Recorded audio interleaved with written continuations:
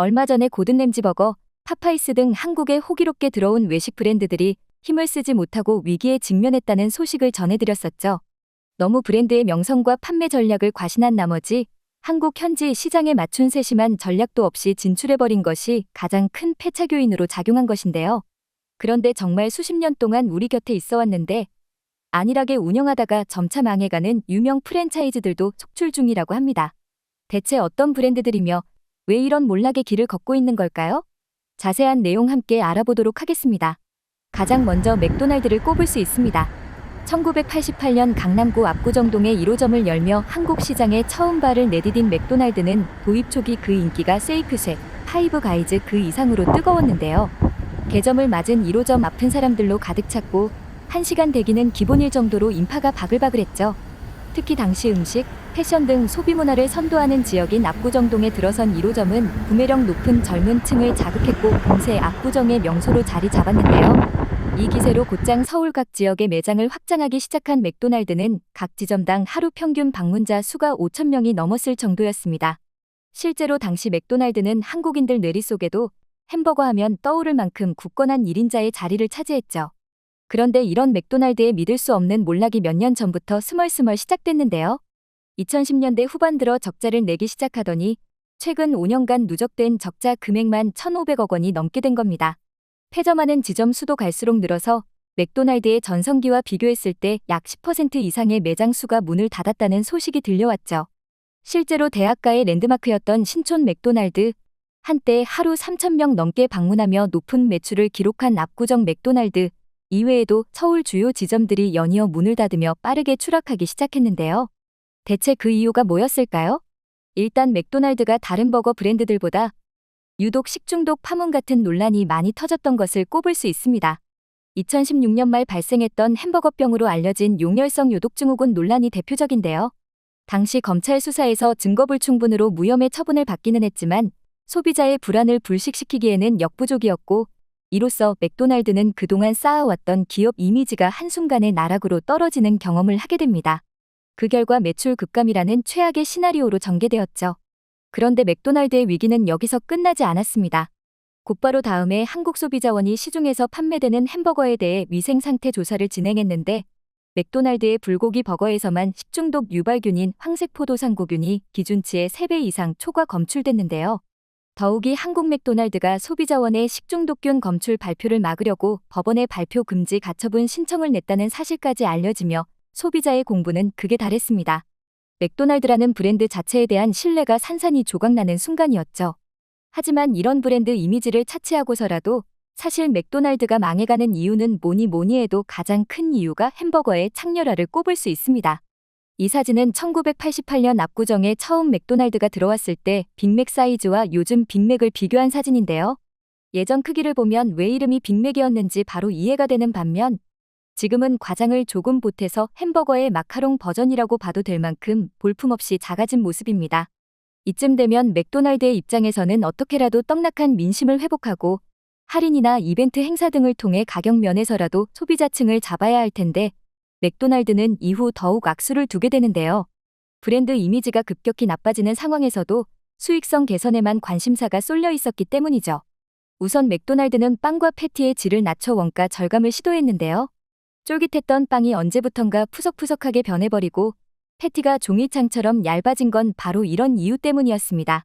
여기까지만 해도 불매할 이유가 충분한데 맥도날드는 오히려 이런 햄버거를 더 비싼 가격에 팔겠다며 가격 인상까지 하고 나섰는데요. 2016년 일부 제품 가격을 최대 20%가량 인상하는 조치를 취하더니 이후에도 야금야금 이어져 가장 최근인 5월에도 16개 메뉴 가격을 평균 2.8% 올리는 선 넘는 행보를 지속해오고 있습니다. 이뿐만이 아니죠. 가성비로 인기가 많았던 맥런치를 아예 폐지해버리는가 하면 배달 최소 금액을 상승시키면서 저렴하게 맥도날드를 즐길 수 있는 길마저 원천 차단됐는데요. 맥도날드가 이런 결정을 내린 건 모두 매출이 급감했기 때문인데 그걸 왜 소비자에게 전가하냐는 원성이 폭발하고 있습니다. 이외에도 복병은 더 있죠. 맥도날드가 처음 한국에 들어왔을 때보다 막강한 경쟁자들이 정말 많이 늘어났다는 점인데요.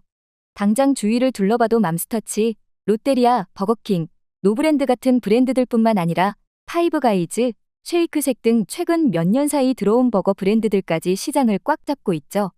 결국 이런 상황에서 가격적 메리트, 퀄리티 모두 잃어버린 맥도날드는 수익성이 급감, 주요 매장들을 연이어 폐점하면서 매각설까지 도는 최악의 상황을 맞고 있습니다.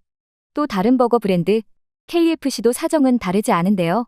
한때 외국계 패스트푸드 프랜차이즈 가운데 맥도날드와 함께 투탑으로 불리며 대중적인 인기를 누렸던 KFC지만 이 역시 2000년대 들어서면서 입지가 급격히 흔들리게 됩니다. 국내 외식 문화의 급속한 성장으로 외식업 경쟁률 자체가 높아진 이유도 있었겠지만 KFC의 다소 애매한 포지션이 근본적인 원인으로 작용했는데요. 같은 치킨버거 전문점을 표방한 맘스터치와 비교하면 그 이유를 한눈에 알 수 있습니다. 맘스터치는 오로지 치킨버거 메뉴에 집중하면서 저렴한 가성비 이미지를 확보한 반면 KFC는 치킨과 버거 어느 하나에 집중하지 못하는 행보를 보이면서 폭발적으로 성장하는 치킨 업계에까지 밀리는 이중고를 겪게 됐죠. 여기에 더해 줄곧 본사 직영 중심의 운영 방식을 고수해오면서 매장 입지와 메뉴 등을 모두 미국 본사와 협의해야 해 현지화에 어려움을 겪은 것은 덤이었는데요. 그 결과 KFC는 지난 2022년 기준 5대 패스트푸드 프랜차이즈 국내 매장 수중 꼴찌에 머무르게 됐습니다. 게다가 얼마 전에는 부채 비율이 6,600%를 넘어서는 등 심각한 경영 상태를 고스란히 드러냈죠. 비단 버거 프랜차이즈뿐만 아닙니다. 피자 브랜드, 특히나 피자헛의 상황이 심각하다고 하는데요. 그 이유는 모두가 공감하겠지만 가격이 너무 비싸졌기 때문입니다. 라지 사이즈 피자의 경우 토핑이 거의 없는 치즈 피자 같은 메뉴를 제외하면 3, 4만 원을 훌쩍 초과하는 건 기본이 돼버렸죠. 물가 상승률이 아무리 무섭게 치솟는다고 해도 배달 음식으로 이 정도 금액을 지불하는 건 결코 쉽지 않습니다. 허구한 날 가격 인상으로 욕을 먹는 치킨 브랜드들도 2만 원 가격대를 유지하고 있는 마당에 3만 원이 훌쩍 넘는 피자의 가격대를 소비자들이 선뜻 받아들이기 어렵죠. 거기다 피자에 들어가는 재료들을 살펴보면 결코 이 금액을 받을 만큼의 퀄리티도 아니라는 평이 많은데요. 예전보다 피자헛의 도우가 얇아졌다는 평과 토핑이 부실해졌다는 말은 요 몇 년 사이 소비자들 사이에서 계속해서 나오고 있는 지적들입니다. 이런 와중에 가성비 피자 브랜드들이 대거 생겨난 것도 피자헛의 몰락에 한몫하고 있는데요. 실제로 피자 스쿨, 청년 피자 등 맛과 퀄리티 모두 잡은 국내 피자 브랜드들로 소비자들이 발길을 돌리고 있습니다. 이외에도 냉동시장의 급속 성장으로 당장 마트 같은 데 가도 10,000원 이하의 푸짐한 양의 퀄리티 있는 피자들을 쉽게 만나볼 수 있게 된 지금 가격도 비싸고 퀄리티도 그저 그런 피자헛은 점차 시장에 도태되는 건 어쩌면 당연한 수순처럼 보이죠. 이렇듯 아무리 수십 년의 세월 동안 한국에 정착하며 그 명성이 굳건한 브랜드라 할지라도 급변하는 소비 트렌드와 시장 경쟁에 발맞추지 못한다면 도태되는 건 시간 문제일 것 같은데요. 사실 한국은 트렌드에 빠르고 민감하며 새로운 것에도 거부감이 없어서 해외 유명 브랜드가 들어오기에 최적화되어 있는 시장으로 통합니다. 하지만 그렇다고 해도 한국인이 열려있는 마인드를 갖고 있는 거지 입맛에 깐깐하지 않다는 건 아닌데요. 오늘 소개한 브랜드들이 앞으로는 메뉴의 퀄리티에 보다 신경 쓰고 한국 소비자 니즈에 귀를 기울여 반등의 기회를 마련할 수 있길 바라며 오늘 영상 마치겠습니다.